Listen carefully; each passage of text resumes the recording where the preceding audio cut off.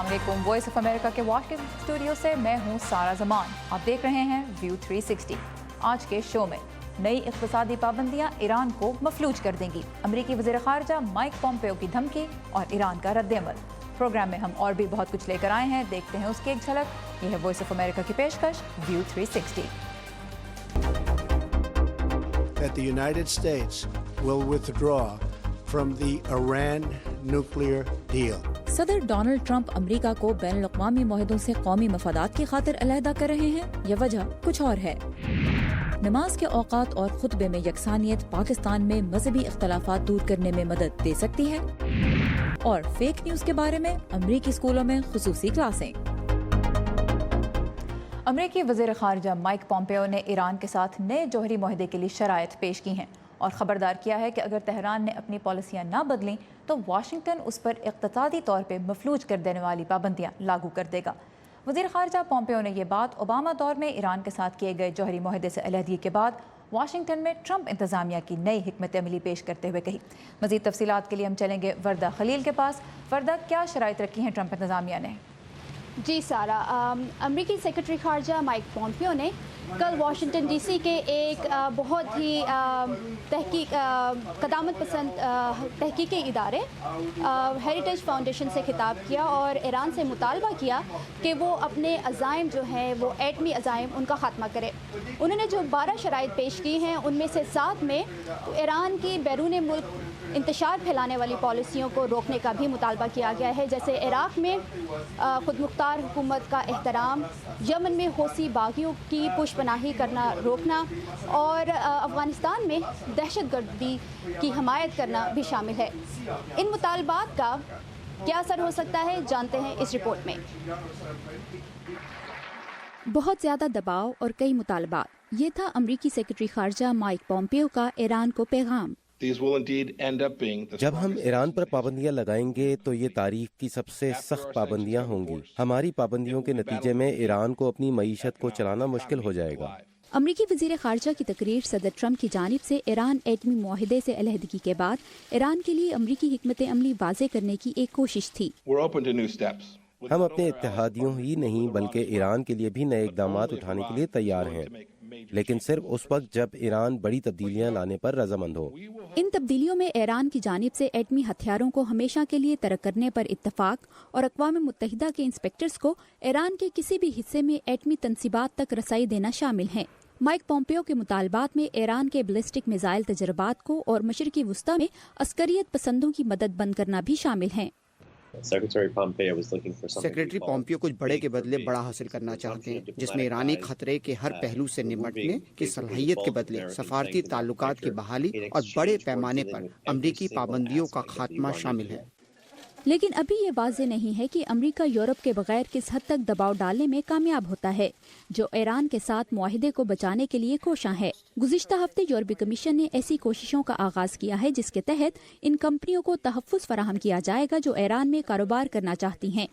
हम इनके खदशात जानना चाहते हैं, लेकिन ईरान के साथ ममनुआ कारोबार करने वालों को जिम्मेदार ठहराया जाएगा। शदीद दबाव के बावजूद नेशनल ईरानियन अमेरिकन काउंसिल का कहना है कि ईरान की जानिब से अमरीकी मुतालिबात की मंजूरी का इम्कान नहीं। ये वो मामला नहीं जिस पर एक समझदार पार्टी रद्द-ए-अमल देगी। मेरे ख्याल में हमने सीखा है कि हम जितना भी ईरान से इख्तिलाफ कर लें, वो अपने नफा नुकसान का जायजा लेते हुए फैसले करते हैं और पॉम्पियो ने ऐसा तरीका नहीं बताया जिस पर वो इत्तेफाक कर सकें। ईरानी सदर हसन रूहानी का पॉम्पियो की तकरीर को मुस्तरद करते हुए कहना है कि दुनिया और ईरान के लिए फैसले करने का अख्तियार अमेरिका के पास नहीं। यूनियन का क्या रद्द-ए-अमल सामने आ रहा है? कुछ तो हमने देखा, हसन रूहानी क्या कह रहे हैं, उसके अलावा जवाद ज़रीफ ने भी इस पे अपना रिएक्शन दिया है, वो क्या है?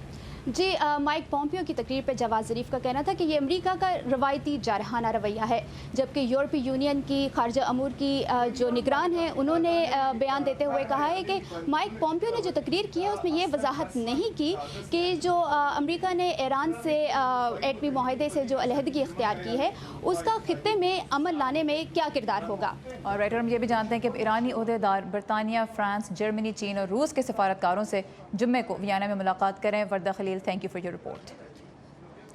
और दूसरी जानब शमाली कोरिया के जौहरी प्रोग्राम पर मुज़ाकरात के लिए अमरीका और शमाली कोरिया के जनूबी कोरिया के सदूर के दरमियान जो 12 जून को सिंगापुर में मुलाकात तय की गई है, अब वो भी गैर यकीनी का शिकार है। और यहाँ मैं एक दफ़ा फिर वाज़ेह करती चलूँ कि अमरीका और शमाली कोरिया के सदूर के दरमियान सिंगापुर में मुलाकात है और वो गैर यकीनी का शिकार है। इस सिलसिले में आज अमरीकी सदर डोनाल्ड ट्रंप वाइट हाउस में जनूबी कोरिया के सदर मून जे इन से मुलाकात कर रहे हैं।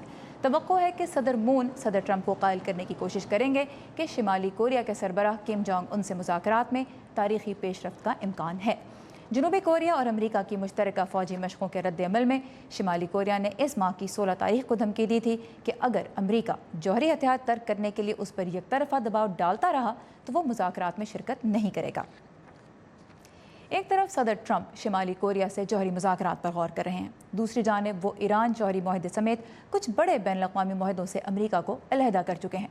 नदीम याकूब जायज़ा ले रहे हैं कि इससे इत्तेहादियों को क्या पैगाम मिल रहा है और क्या सदर ये सब अमरीकी मफादात के लिए कर रहे हैं या वजह कुछ और भी है। अब तक ये बात तो वाज़ेह हो गई है कि सदर ट्रंप एक गैर रवायती सदर हैं और वो बहुत से काम अपने अंदाज और मर्जी से करते हैं। अमेरिका के बड़े इत्तेहादियों की जानिब से पुरजोर असरार के बावजूद सदर ट्रंप ने पहले मौसमियाती तब्दीलियों से मुतालिक पेरिस मुआहदे से अमेरिका को अलग किया और अब ईरान जौहरी मुआहदे से। ओबामा इंतजामिया ने 3 कसीर फरीकी मुआहदे किए थे, ईरान जौहरी मुआहदा, मौसमियाती तब्दीलियों के बारे में पेरिस मुआहदा और ट्रांस पैसिफिक पार्टनरशिप या TTP। सदर ट्रंप ने इन तीनों से अमेरिका को अलग कर लिया है, मगर दिलचस्प बात यह है कि बाकी फरीक इन मुआहदों पर कारबंद रहने के रास्ते तलाश कर रहे हैं, जिससे ये इशारा मिलता है कि बाकी लोग वाशिंगटन में सूरत हाल तब्दील होने का इंतजार कर सकते हैं। Announcing today that the United States will withdraw from the Iran nuclear deal. ऐसे में जबकि सदर ट्रंप ने एक जानिब ईरान मुआहदे से दस्तबरदार होने का ऐलान किया है और दूसरी जानिब वो शुमाली कोरिया से जौहरी प्रोग्राम खत्म करने का मुआहदा करने के लिए तैयारी कर रहे हैं, वाशिंगटन में तजियाकार समझते हैं कि सदर ट्रंप के इन फैसलों से दुनिया भर में अमेरिका की साख और इसके काबिल एतमाद होने पर सवालात उठाए जाएंगे और अमेरिका के लिए किसी नए मुआहदे का हिस्सा बनना आसान नहीं होगा। सदर ट्रंप का ईरान के साथ मुआहदे से दस्तबरदार होना जाहिर करता है कि हुकूमत ने अपने इत्तेहादियों के साथ साल हर साल के जामे मुज़ाकरात और ताउन के बावजूद जो वादे किए थे वो सदर की ख्वाहिश के मुताबिक किसी भी वक्त किसी भी वजह से तोड़े जा सकते हैं। अमरीकी क़यादत को देखते हुए अब कोई मुल्क ये कैसे मानेगा कि अमरीका उनका काबिल एतमाद और बाअसूल पार्टनर है। जॉर्ज टाउन यूनिवर्सिटी के प्रोफेसर मार्क रोम का ख्याल है कि इन फैसलों से सदर ट्रंप अपने पेशरो बराक ओबामा की कामयाबियों को पसे पुश्त डालना चाहते हैं। पहली बात यह है कि सदर ओबामा ने जो कुछ भी किया सदर ट्रंप इसे मुस्तरद करते हैं। एक तो उनकी सदर ओबामा के बारे में जाती ख्यालात की वजह से और दूसरे वो ये भी समझते हैं कि ओबामा ने जो कुछ भी किया वो मुमकिन तौर पर मुल्क के लिए कैसे अच्छा हो सकता है, तो सदर ट्रंप इसे पलटना चाहते हैं। ओबामा इंतजामिया के 8 सालों में मशरिक वस्ता के लिए अमरीकी पॉलिसी और ईरान जौहरी मुआहदे के हवाले से अमरीका और इसराइल की क़यादत के दरमियान ताल्लुकात सर्द महरी बल्कि किसी हद तक कशीदगी का शिकार रहे, मगर अब दोनों मुल्कों की क़यादत एक दूसरे के लिए पुरजोश जज्बात से भरपूर नजर आ रही है। नदीम याकूब, उर्दू VOA, वाशिंगटन। क्या नमाज के औकात और जुम्मे के खुतबे में यकसानियत पाकिस्तान में मजहबी इख्तिलाफात को दूर करने में मदद दे सकती है? इस मौजू पर दीनी स्कॉलर जावेद अहमद गामिदी से गुफ्तगू कुछ ही देर में।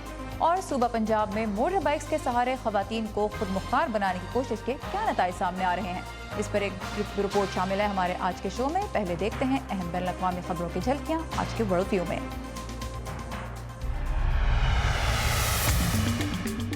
अफगान हुकाम के मुताबिक अफगानिस्तान के जनूबी शहर कंधार की एक बड़ी मार्केट के नजदीक बारूदी मवाद से भरी मिनी बस के धमाके में दर्जनों हलाकतें हुई हैं। इस धमाके की वजह से इलाके की फजा गर्द और धुएं से भर गई। अफगान NTS इंटेलिजेंस सर्विस के मुताबिक मिनी बस मैकेनिक्स वर्कशॉप्स के अहाते में खड़ी पाई गई, ताहम इससे पहले कि इसे डिफ्यूज किया जाता धमाका हो गया। شام کی سرکاری فوج کے اعلان کے مطابق اس نے دمشق کے جنوب میں جنگجوؤں کے آخری مضبوط گڑھ الحجر الاسود نامی ضلع کا دوبارہ کنٹرول حاصل کر لیا ہے۔ 7 سال کی جنگ کے بعد دمشق اور اس کے مضافاتی علاقوں پر فوج کو مکمل کنٹرول حاصل ہوا ہے۔ شامی افواج نے 19 اپریل کو اس علاقے اور اس سے منسلک یارموک فلسطینی ریفیوجی کیمپ میں فوجی آپریشن شروع کیا تھا۔ منگل کے روز تھائی لینڈ میں حکومت مخالف مظاہرین بینکاک کی سڑکوں پر نکل آئے۔ ان کا مطالبہ تھا کہ فوجی حکومت نومبر تک عام انتخابات منعقد کرائے۔ تھائی حکومت متعدد بار انتخابات کو ملتوی کر چکی ہے، جو پہلے عارضی طور پر 2015 میں طے ہونا پائے تھے۔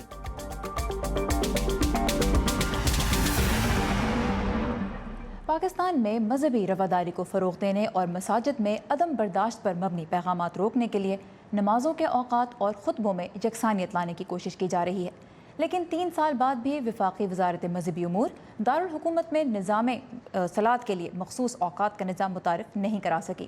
سندھ حکومت کی تمام مساجد میں بھی یکساں خطبہ متعارف کرانے کی کوشش کامیاب نہیں ہو پائی۔ ہمارے ساتھی ناصر محمود نے اسلام آباد کے گرد و نواح میں کچھ نمازیوں اور امام صاحبان سے اس معاملے پر ان کی رائے پوچھی۔ آئیے دیکھتے ہیں اور پھر معروف مذہبی اسکالر جاوید احمد غامدی سے اسی موضوع پر مزید بات کریں گے۔ اللہ اکبر اللہ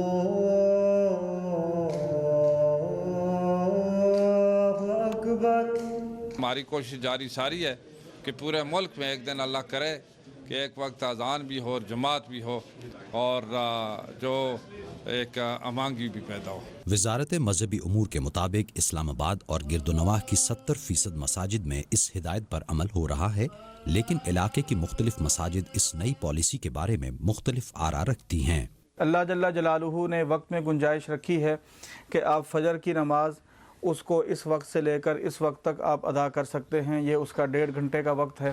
ایک آدمی اول وقت میں پڑھنا چاہتا ہے، اس کے بعد اس کی مصروفیت ہے وہ اول وقت میں نماز پڑھ کر وہ اپنے کام میں مصروف ہو جائے، سفر کرنا ہے سفر کا آغاز کر لے۔ دوسرا آدمی وہ ہے کہ جو مصروف ہے اور وہ نماز کو آخری وقت میں پڑھنا چاہتا ہے یا درمیانے وقت میں پڑھنا چاہتا ہے، تو اللہ نے اس کے لیے ایک گنجائش رکھی ہے۔ یہ اچھا اقدام ہے، ہم اس کی حوصلہ افزائی کرتے ہیں کہ ایک تو ہم آنگی ہو جائے، کیونکہ یہ تمام مسالک والے آپس میں مل کر ایک وقت طے کر لیں، ہر نماز کا جو نظام صلاۃ قائم ہو جائے تو اس میں بہتری ہوگی اور اس میں تفرقہ والی بات بھی نہیں ہوگی۔ نمازیوں میں بھی اس بارے میں رائے منقسم ہے۔ ہر جگہ الگ الگ جماعت کا ٹائم ہو، اذان کا ٹائم ہو، نماز کا ٹائم ہو، اس سے یہ ہے کہ جماعت بھی مل سکتی ہے، نماز بھی پراپر ادا ہو سکتی ہے۔ اگر کسی کام کی وجہ سے کوئی بندہ کہیں لیٹ ہو گیا، کوئی کام کر رہا تھا، کچھ بھی تھا مثلاً، تو میرے خیال سے ایک ٹائم ہونا مناسب بات نہیں ہے۔ دیکھیے حکومت اگر انٹرفیئر کرے گی تو اگر ہمارے جو علماء حضرات ہیں وہ ایک پیج پہ نہیں ہوں گے اگر، تو بہت سے مسائل اس میں پیدا ہو سکتے ہیں۔ یکساں نظام الصلاۃ کی طرح حکومت جمعے کے خطبے کو بھی یکساں کرنے کا کہتی ہے۔ یہ دعوت دین کے تقاضوں کے خلاف ہے۔ دعوت دین کے تقاضے یہ ہیں کہ جہاں جو ضرورت ہو وہاں کے ماحول کو سامنے رکھتے ہوئے ان سے اس طرح کی بات کی جائے۔ ماہر تعلیم اور معروف سماجی کارکن ڈاکٹر AH نیر کہتے ہیں کہ مذہبی معاملات پاکستان میں انتہائی حساس بنا دیے گئے ہیں اور مذہبی حلقوں کو ضابطۂ کار میں لانے کے لیے سنجیدہ اور فعال اقدام ضروری ہیں۔ جس قوت کے ساتھ آپ کا سامنا ہے، جس فورس کے ساتھ آپ کا سامنا ہے، وہ بہت بے قابو ہو چکی ہے اور اس کو بہت اچھی طرح سمجھداری کے ساتھ قابو میں کرنا ہوگا، اس کو اپیز نہیں کرنا ہوگا، اس کو ساتھ ملانا بھی ہوگا، لیکن پھر یہ طے ہو جائے کہ جب تمہاری وائلیشن ہوگی تو سزا تمہیں سخت ملے گی۔ یہ ہو جائے تو میرے خیال میں شاید اس سے کچھ کام بن سکے۔ ناصر محمود، وائس آف امریکہ، اسلام آباد۔ اور اس وقت مذہبی اسکالر جاوید احمد غامدی ملیشیا سے ہمارے ساتھ ہیں۔ غامدی صاحب، ویو 360 میں آپ کو خوش آمدید۔ سب سے پہلے تو میں یہ جاننا چاہوں گی کہ ایک ایسے معاشرے میں جہاں مذہبی بنیادوں پہ اتنے اختلافات پائے جاتے ہیں، کیا نماز کے اوقات کو یکساں کرنے سے اور ایک سرکاری خطبہ متعارف کرانے سے یہ معاملہ حل ہو سکتا ہے؟ نماز کے اوقات کو یکساں کرنے کا تو کوئی فائدہ نہیں ہے۔ اگر اس سے مقصود لوگوں کے اختلافات ختم کرنا ہے تو یہ بالکل غلط حکمت عملی ہوگی۔ اختلافات کو ختم کرنے کے لیے اور بہت سے ذرائع ہیں۔ جو ہمارے ہاں لوگوں نے نہ پہلے کبھی اختیار کیے ہیں نہ اب وہ اختیار کرنے کے لیے تیار ہیں. نماز کے اوقات میں اللہ تعالیٰ نے سہولت رکھی ہے، اس سہولت کو ختم کرنے کا کسی کو حق نہیں ہے. یہ جو 5 وقت ہم نماز پڑھتے ہیں، ہر شخص جانتا ہے کہ ان کے اوقات میں ایسا طریقہ اختیار نہیں کیا گیا کہ بس ایک وقت مثلاً 1 بجے مقرر کر دیا گیا ہے، اس سے آپ ادھر ادھر نہیں ہو سکتے. ان میں وسعت ہے اور یہ وسعت قائم رہنی چاہیے، اس میں لوگوں کے لیے یہ سہولت ہے. جمعے کا خطبہ البتہ بالکل الگ حیثیت رکھتا ہے، اس کا عام لوگوں سے کوئی تعلق نہیں ہے، اس کا علماء سے بھی کوئی تعلق نہیں ہے. جمعے کا خطبہ حکمران کا حق ہے اور اس کے لیے نظم ضرور قائم کرنا چاہیے. سارا فساد اسی سے پیدا ہوتا ہے. جامع مسجد حکومت کے نظم کے تحت ہو اور خطبہ بھی اس کے نظم کے تحت ہو، یہ ضروری ہے. بلکہ اسلام کا حکم یہی ہے، اس لیے کہ جمعے کے خطبے کا معاملہ اور عام نمازوں کا معاملہ بالکل مختلف ہے. جمعے کا خطبہ تو وہیں ہوگا جہاں حکمران چاہے گا اور جہاں وہ دے گا. لیکن یہ بتائیے غامدی صاحب کہ جب یہ بات ہوتی ہے کہ یکساں خطبہ ہو، کیونکہ مساجد سے ایسے پیغامات لوگوں تک پہنچ رہے ہیں جو انتہا پسندی کی جانب راغب کرتے ہیں، لیکن ایک ایسے ملک میں، ایک ایسے معاشرے میں جہاں عوام اور حکومت کے درمیان خلیج پائی جاتی ہے، پورا کانفیڈنس نہیں ہے حکومتی اداروں میں، وہاں حکومت کو دین کا کنٹرول دے دینا کس حد تک درست ہوگا اور کتنا قابل قبول ہونا چاہیے؟ یہ دین کا کنٹرول نہیں ہے. علماء کو حق ہے کہ وہ بدھ کو، منگل کو، جس دن چاہیں مسجد میں جائیں، تقریر کریں، تلقین کریں، نصیحت کریں، تعلیم دیں. اس پر کوئی پابندی نہیں لگائی جا سکتی. جمعہ کا خطبہ کمیونٹی کا یا مسلمانوں کی جماعت کا اجتماع ہے، اس کو حکمران سے متعلق کیا گیا ہے اور یہ سب مانتے ہیں. اس وجہ سے ہماری حکومتیں اگر اس موضوع پر گفتگو کریں، لوگوں کو ایجوکیٹ کریں، پہلے انہیں بتائیں کہ اس کا اصل حکم کیا ہے، تو میرے خیال میں علماء کو بھی قائل کیا جا سکتا ہے. آپ یہ دیکھ رہی ہیں کہ اس وقت دنیا بھر میں جتنے مسلمان ممالک ہیں ان میں جمعے کا خطبہ ریاستی کے نظم کے تحت ہوتا ہے. یہاں ملیشیا میں بھی ایسے ہی ہے. کوئی عالم یہ سوچ بھی نہیں سکتا کہ وہ اپنے طور پر مسجد بنائے اور جامع مسجد میں خطبہ دینے کے لیے کھڑا ہو جائے. یہ 2 الگ الگ چیزیں ہیں. ٹھیک، آپ نے کہا کہ علماء کرام جو ہیں وہ مل کے اس بارے میں اپنی جو کانگریگیشن ہے، جن لوگوں سے انہوں نے بات کرنی ہے اور جو کنٹرول کرتے ہیں ریاست کو، ان سے بھی اس بارے میں بات کریں. لیکن جہاں میں آخر میں آپ سے یہ جاننا چاہوں گی کہ جو علماء کرام ہیں، اگر ان کے ویوز ہی کہہ لیں کہ انتہا پسندی کی جانب مائل ہیں، تو پھر کس طرح سے یہ فیصلہ ہوگا کہ ریاست درست سمت میں لوگوں کو لے کے جا رہی ہے یا نہیں جمعے کے خطبے کے ذریعے؟ کیسے یقینی بنایا جائے گا؟ اس معاملے میں تو علماء کا کوئی حق نہیں ہے. یعنی صرف انہیں یہ بتانا ہے کہ خود ان کی کتابوں میں یہ بات لکھی ہوئی ہے کہ جمعے کا اہتمام، جمعے کا خطبہ، جمعے کی امامت، یہ سب حکمران سے متعلق ہے.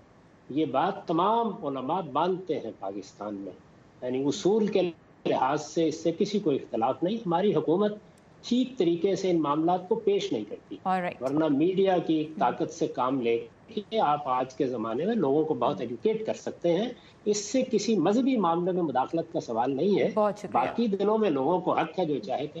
بہت شکریہ جاوید احمد غامدی صاحب ہمارے ساتھ تھے ملیشیا سے. آپ کے وقت کا بہت شکریہ.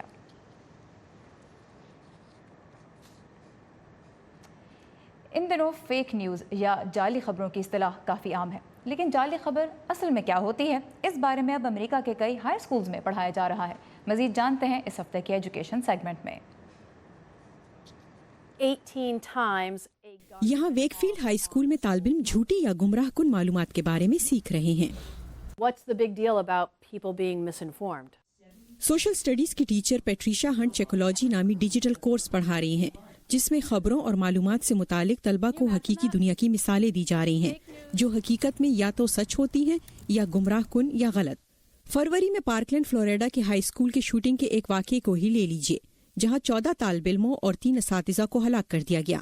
وہ طالب علموں سے پوچھتی ہیں کہ وہ یہ سوچیں کہ اس واقعے کے بعد گردش کرنے والی افواہیں حقیقت پر مبنی تھی یا نہیں. طالب علموں پر معلومات کی بوچھاڑ کی جاتی ہے، ان تک خبریں، جعلی نیوز، وائرل افواہیں اور غلط معلومات بھی بے تحاشا پہنچتی ہیں. مجھے امید ہے کہ وہ معیاری صحافت کی شناخت کر سکیں گے اور وہ غیر منصفانہ، ناقابل یقین، جعلی اور پروپیگنڈا کی شناخت بھی کر سکیں گے. مطالعے سے پتہ چلتا ہے کہ نوجوان سوشل میڈیا سے زیادہ تر معلومات حاصل کرتے ہیں اور وہ اپنے دوستوں سے حاصل ہونے والی معلومات پر زیادہ یقین رکھتے ہیں. मैं वाकई में हैरान हूँ कि किस तरह तालिब इल्म मालूमात को एक जैसा देखते हैं। जब वो छोटे होते हैं तो वो ये सोचते हैं कि अगर किसी ने इसे इंटरनेट पर डाल दिया है और उन्होंने इसकी तस्दीक की है तो ये सब सच है। वो इस पर यकीन करने और इसे शेयर करने के लिए तैयार हैं। जब वो हाई स्कूल में होते हैं तो वो ज्यादा संजीदा होते हैं और महसूस करते हैं कि ये सब ताज्जुब या एजेंडा है। जिस चीज की कमी है वो है सोच में महारत कि सब मालूमात के साथ क्या किया जाए। ये तालिब इल्म समाजी मीडिया को ज्यादा तनकीदी नजर से देखने का इरादा रखते हैं। अब मुझे पता चला कि कैसे मालूम किया जाए कि क्या हकीकी है और जाली क्या है और क्या देखना चाहिए। हम ये चाहते हैं कि तालिब इल्मों को उन तमाम खबरों और मालूमात की सच्चाई का जायजा लेने की सलाहियत हो जो उन तक पहुँचती हैं। और ये दिखाई भी दे रहा है। मैंने हकीकत के बारे में जानने और हेडलाइंस के जरिए गलत खबरों का पता लगाने के बारे में सीखा। मुझे लगता है कि मैं अब खबरों को बेहतर अंदाज में देख सकूंगा। अब मैं आसानी से धोखे नहीं खाऊंगा। अमेरिका और दुनिया के दीगर 90 मुल्कों में तालीम से वाबस्ता हजारों अफराद डिजिटल चेकोलॉजी कोर्स का इस्तेमाल कर रहे हैं ताकि तालिब इल्म पहचान करने की सलाहियत सीख सकें। जो कुछ वो सुन रहे हैं या देख रहे हैं जरूरी नहीं सच भी हो। डेब्रा ब्लॉक की रिपोर्ट के साथ नीलोफर मुगल, उर्दू VOA। पाकिस्तान में ख़वातीन को खुद मुख्तार बनाने की कोशिश में हुकूमत पंजाब 27,000 रुपए की सब्सिडी के साथ उन्हें 2 पहियों की सवारी की चाबी थमा रही है। लेकिन लाहौर की सड़कों पर दौड़ती पिंक मोटरसाइकिलों के प्रोग्राम का मुस्तकबिल कितना रोशन है, इस बारे में देखते हैं ये रिपोर्ट।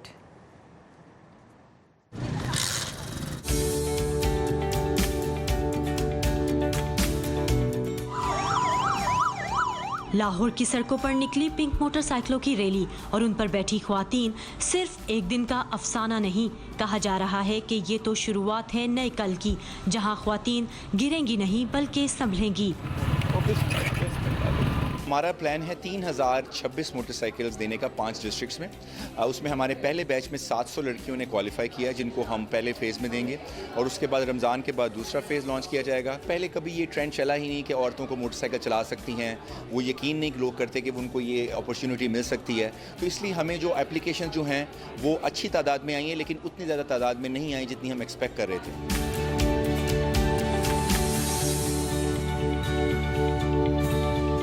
2 हफ्तों में हम फुल ट्रेन करते हैं लेडीज़ को और उसके बाद हम टेस्ट लेकर उन्हें हम ड्राइविंग लाइसेंस यहाँ पर इशू करवाते हैं। मोर देन 900 यहाँ से सीख चुकी हैं और पूरे पंजाब में 3,500 है। एतमाद और खुद मुख्तारी के सफ़र को जारी रखने के लिए लाहौर में सरकारी सतह पर ख्वातीन को बाइक चलाने की मुफ्त तरबियत दी जा रही है। जहां कोई तालिबा और नौकरी पेशा खातून बाइक पर हाथ सीधा कर रही है तो हाउस वाइफ्स भी मोहताजी पर किक मारते हुए आगे बढ़ रही हैं।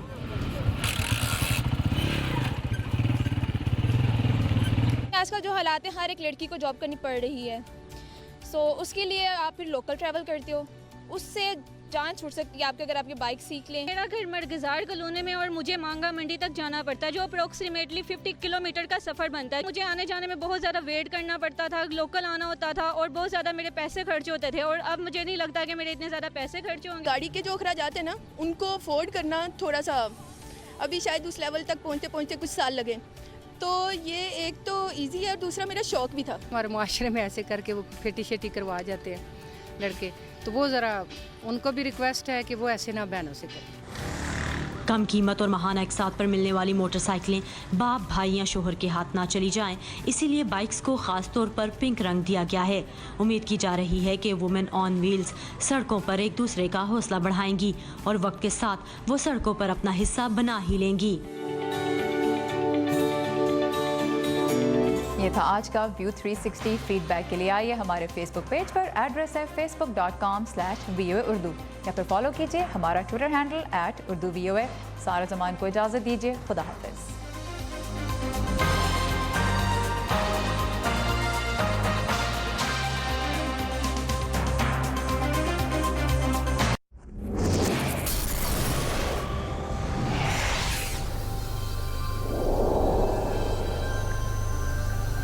Ready to think big thoughts about the future of computing? Then start thinking small. Something new has to come along, basically. And the big question is, what's new, what's next? With support from the National Science Foundation, electrical engineer Philip Wong, and computer scientist Subhashis Mitra at Stanford University are working with IBM